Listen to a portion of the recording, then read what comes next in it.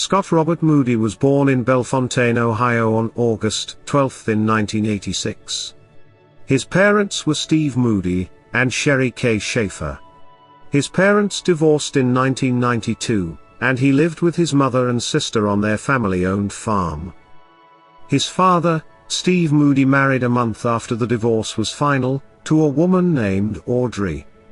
He started a new family, going on to have more children. Audrey had a daughter from a previous relationship, Nikki, and the couple went on to have 4 sons together. Stacey, Scott's 15-year-old sister, formed a close relationship with her stepsister Nikki. Sherry dated on and off, married once but divorced not long after. The family lives in a large, white 2-story farmhouse which sits on a 2-land state road between Bellefontaine and the town of De Graaf. The home is surrounded by farmland. Shaker Farm had been in the family for over a century, raising prize show horses and dairy cows. Scott and Stacey, as well as a few hired hands, woke up early every morning and milked the 20 cows. The family went to First United Methodist Church every Sunday.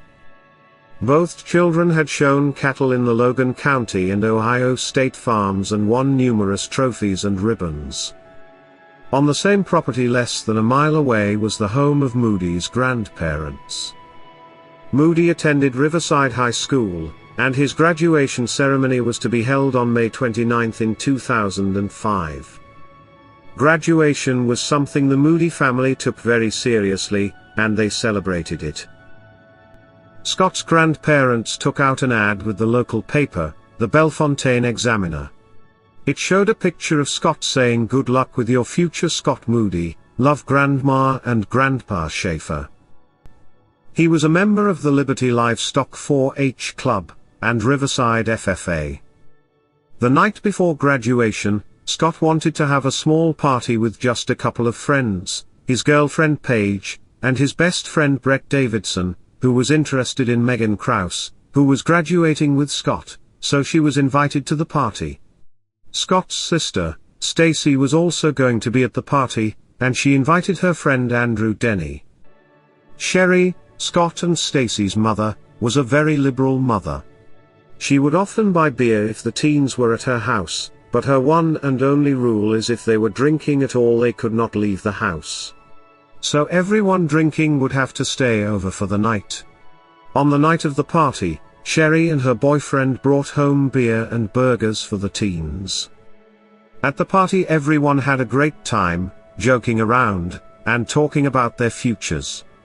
They all watched a movie, shot some pool. Scott told his friends that he was going to stick around and help with the family farm for a few years. Everyone went to bed. At 3:30 a.m. Sherry's boyfriend left the home to go to work. Brett woke up around 6 a.m. and headed home to do his morning chores.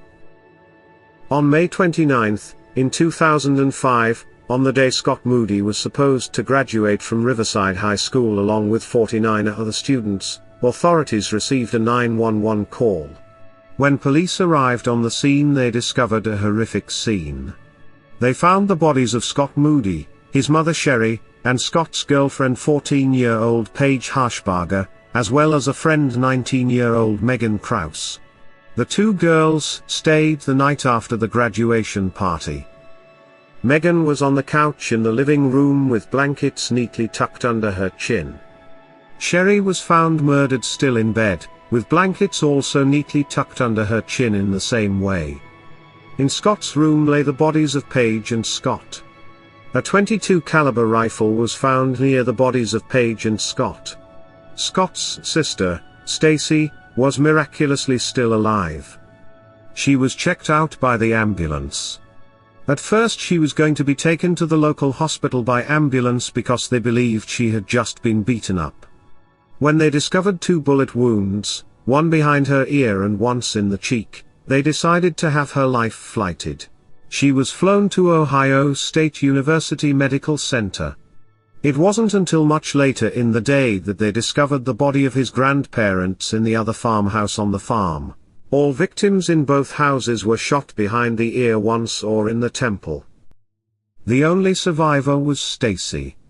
However, she was in critical condition, and it would take a while for her to gain enough strength to tell the police who murdered her family. Within 2 hours of the murders, the Logan County Sheriff's Department ruled that it was a murder-suicide, and that Scott had murdered his family, then killed himself with a .22 caliber rifle. The sheriff's office performed a short investigation and closed their case before the start of the graduation ceremony that day.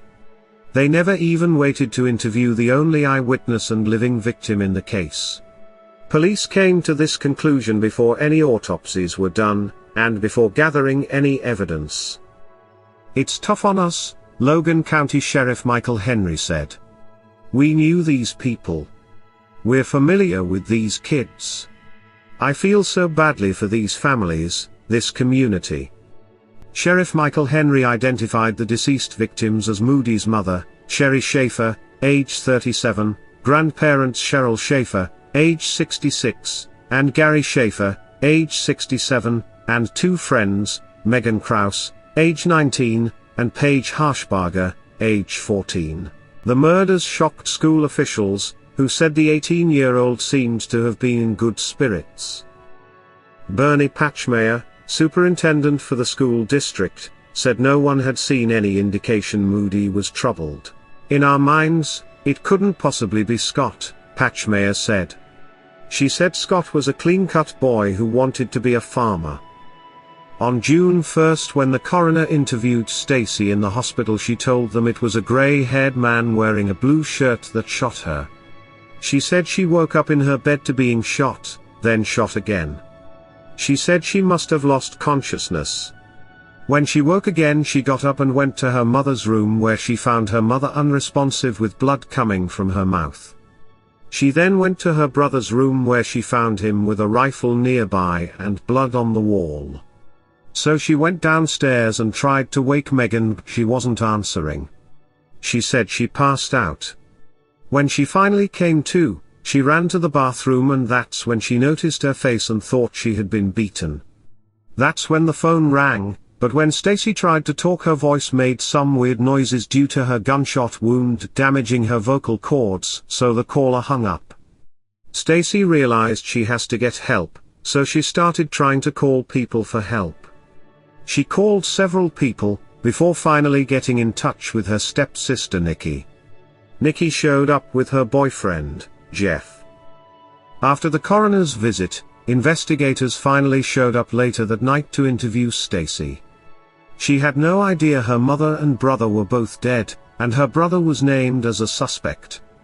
She was visibly upset. The detectives claim they were unaware that the coroner had been to the hospital to question Stacey earlier in the day. She told the investigators the same thing, that the person who shot her was an older man with gray hair wearing a blue shirt. Stacey was in pain, so detectives cut the interview short and came back the following morning. They again asked her who shot her. She told them again it was the gray-haired man. She was still in a lot of pain and medicated. They began asking her loaded questions to try to steer her towards saying her brother was the shooter, by saying things like, "When your brother shot you, what type of gun was he holding?" When Stacey realized what they were doing, she yelled at them that she already told them it was a gray-haired man. Since the sheriff's office already publicly announced that Scott Moody was the murderer, they kept digging to find a motive. Paige's funeral was on Friday, June 4th. Megan's funeral was on Saturday, June 5th.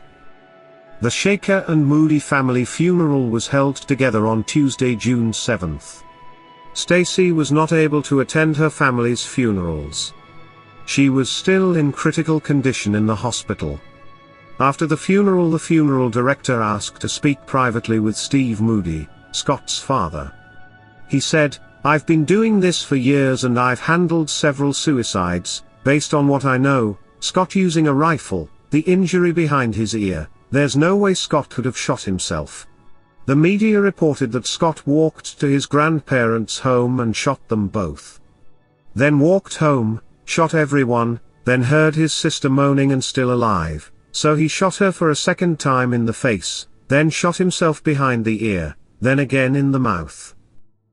Stacey was not the only one who believed there was an unknown suspect in the murders. Several witnesses came forward, and told police they saw a middle-aged grey-haired man near the area, but they were also dismissed. Later on, police interviewed Roger Tangerman. Tangerman owned his own farm and woke early to get started on his animals.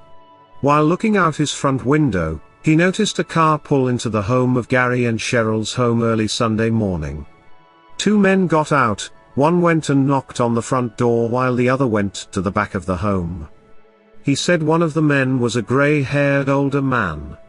Tangerman thought nothing of it and went to get some coffee. When he returned to the window and peeked out, he noticed one of them coming out of the front door. The man got into the car and left alone.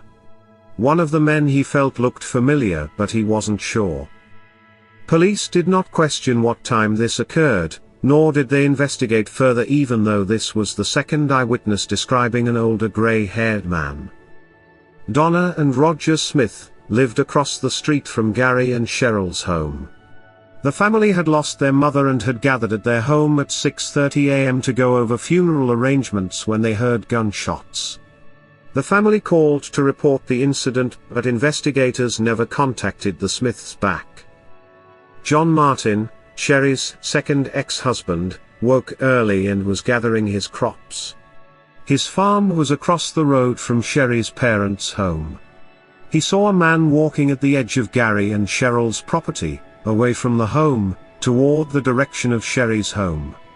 He found it strange that the grey-haired man was wearing only a blue t-shirt on this cold morning. Andrew Denny told investigators that the night before, when he and Stacey went to bed, they had set the alarm for 6 a.m. the next morning, but the two hit the snooze button several times before he got up and left at 7:15 a.m. He said when he left, Brett and Megan were still asleep in the living room on the couch. He said the house was very quiet and everyone was still asleep. Authorities believe Scott woke up early that day, just like every other day. On a farm, everyone wakes early to do their daily chores. He walked to his grandparents' home, and at this time both were awake preparing breakfast. Orange juice was poured out and eggs were about to be cooked. They believe that Scott entered the home toting a .22 caliber rifle and shot both behind the ear. However, it was reported that Scott did not like guns at all. And the only person who owned .22 caliber rifles was Gary, Scott's grandfather. And the gun found near Scott on the floor did not belong to Gary nor anyone in Sherry's home. Stacey told authorities that the only guns the family owned was a 12 gauge, a 20 gauge, and a .410 her mother kept under her bed. Stacey told authorities if the murder weapon was a .22 then it most likely came from the home of her grandfather, since he's the only one who owns that caliber of rifle. Of all the witnesses, nobody witnessed Scott walking on the road, but seemed to have noticed other activity that morning. Even more strange is the fact that Scott was shot twice. Once behind the ear, and once in the mouth. At 10:30 a.m. on the morning of the murders, a gentleman entered a local coffee shop owned by Rita Price. He asked why State Road 47 was blocked off. She called her husband, who turned on his police scanner. She put the phone to the intercom and played it for the coffee shop. On radio, police were discussing a man across from the crime scene. Police chased the man to Airport Road. When the local papers came out, the Prices were shocked that there was nothing about the suspect. One of the customers from the coffee shop that morning wrote to the Bellefontaine Examiner about the incident. Not long after, the customer received a disturbing message on their answering machine that said, "You better keep your mouth shut." 12 days after the shootings, Stacey was released from the hospital. She would go to live with her father, Steve Moody, and her stepmother, Audrey, her stepsister and half-brothers. Stacey's injuries left long-term damage. She had extensive nerve damage that affected both her speech and swallowing. Even eating could be fatal. At home, she was hooked up to machines and tubes for quite some time. One of the bullets in Stacey's body could not be removed, so she had to be cautious for several months to avoid paralysis. 15 days after Stacey was released from the hospital, investigators, including John Stout, interviewed Stacey again. The investigators told the family that Scott was the perpetrator, and when Stacey attempted to refute this, she was immediately reprimanded by Detective John Stout. He told her she would need to tell them the truth. They forcibly told her she was lying. She told them the same story, only this time she said a dark figure in a blue shirt.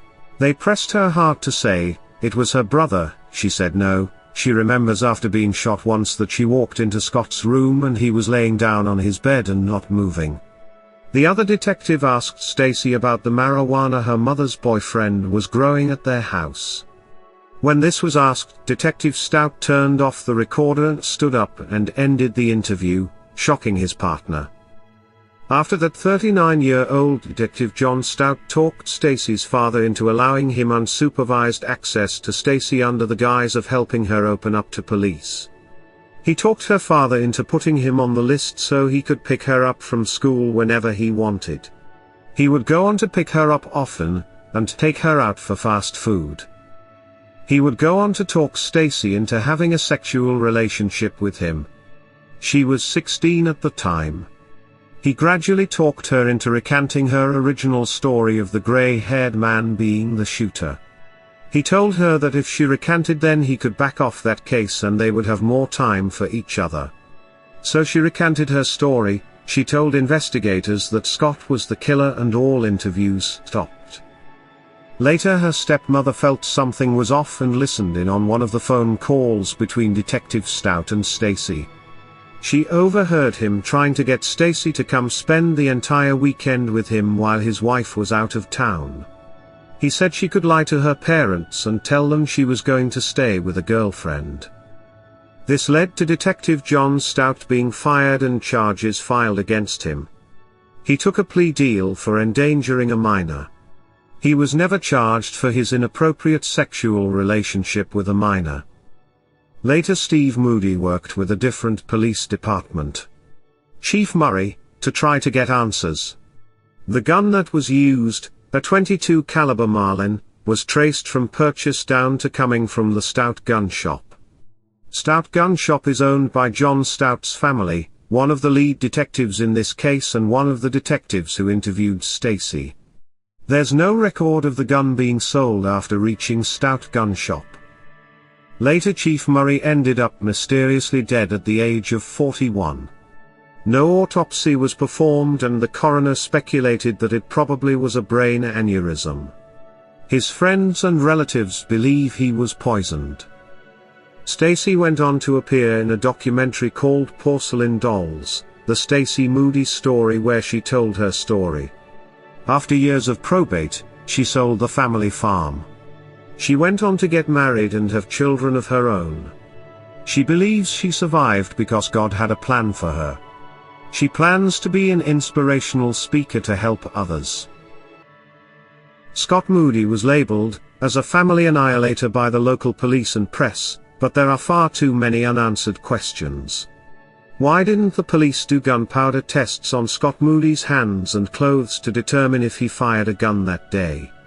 Why did police ignore all the eyewitnesses who also spotted a grey-haired man near the home that morning? What happened to the suspect police were chasing that same morning near the family homes? Why did police need to declare Scott Moody as the murderer before doing thorough investigation?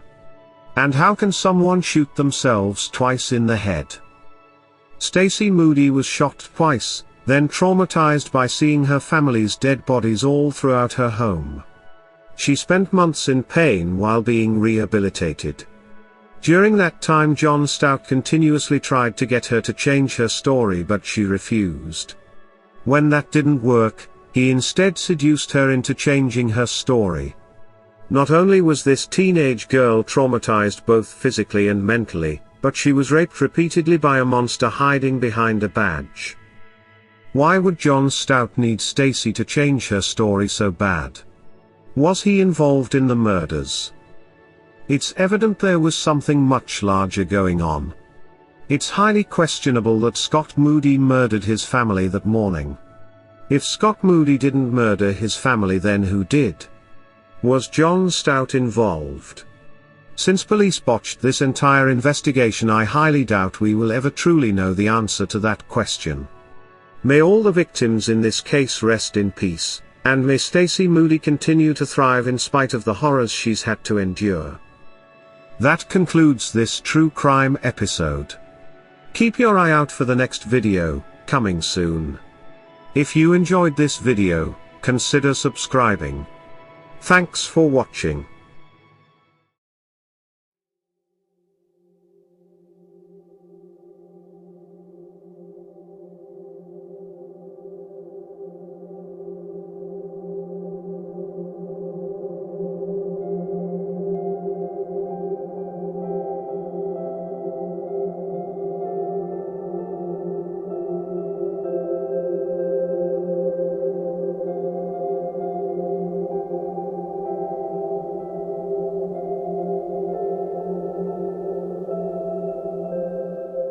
Want to help support the channel you love, and get something in return? Simply purchase some Elizabeth's Chronicles merch. We have coffee mugs, t-shirts, sweatshirts, cozy blankets, beach towels, phone covers and more. Use the coupon code EC10OFF4U and get 10% off your order.